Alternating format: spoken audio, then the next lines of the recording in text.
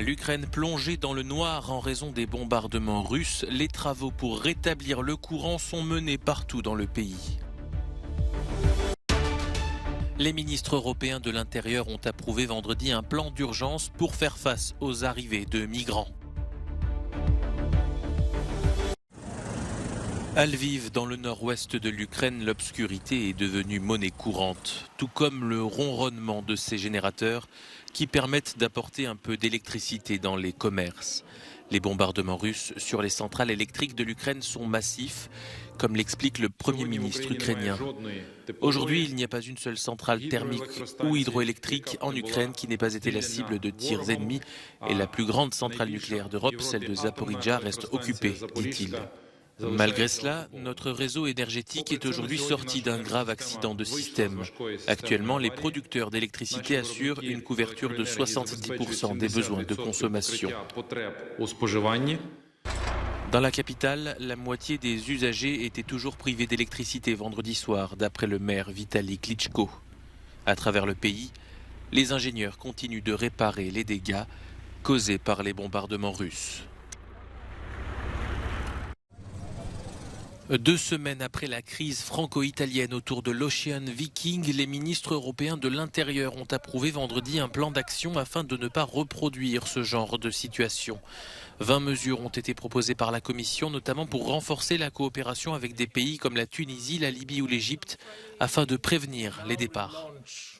Nous allons maintenant relancer, à la suite de cette discussion, le groupe de contact européen sur la recherche et le sauvetage afin d'améliorer la coordination globale de l'UE, explique Margaritis Skinas, vice-président de la Commission européenne.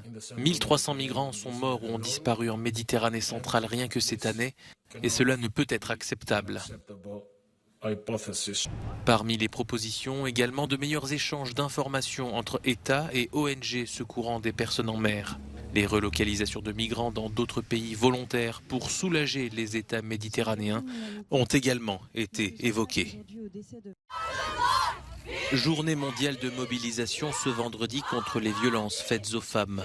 À Istanbul, un rassemblement a été dispersé par la police près de la rue piétonne Istiklal, théâtre d'un attentat le 13 novembre dernier.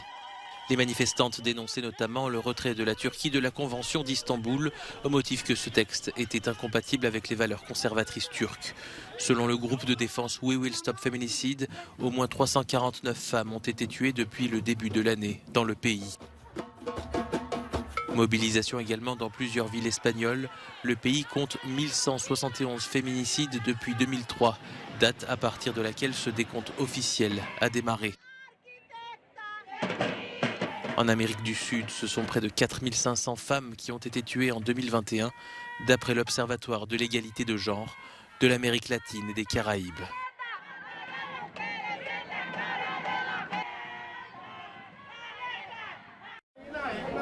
Les Taïwanais étaient appelés aux urnes ce samedi pour renouveler leurs élus municipaux et régionaux. Un scrutin aux allures de tour de chauffe avant la présidentielle de 2024. Pour l'actuelle présidente Tsai Ing-wen, cette élection est avant tout un message envoyé à la Chine, selon lequel Taïwan est déterminé à défendre sa démocratie. Les Taïwanais votaient aussi pour un référendum visant à abaisser l'âge du droit de vote de 20 à 18 ans. Dans l'enceinte de ce lieu chargé d'histoire et protégé, leur présence peut surprendre, mais elle est intentionnelle. Ce troupeau de 150 moutons a été mobilisé sur les ruines de Pompéi dans le sud de l'Italie afin de retirer la végétation excessive de manière écologique. Celui qui vient à Pompéi découvre que la ville n'est pas seulement composée de rues, de maisons, de magasins, mais aussi de vastes espaces verts. Et ces espaces représentent pour nous un coût d'entretien. C'est pourquoi nous avons ce projet, avec pour protagoniste des moutons, qui s'appelle Pompéi Farm.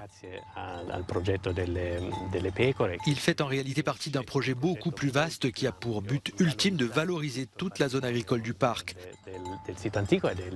Comme cela s'est déjà produit pour d'autres sites archéologiques, ce type d'activité devient utile, et notamment parce qu'il sert à valoriser ces zones. Cette expérimentation doit durer 9 mois.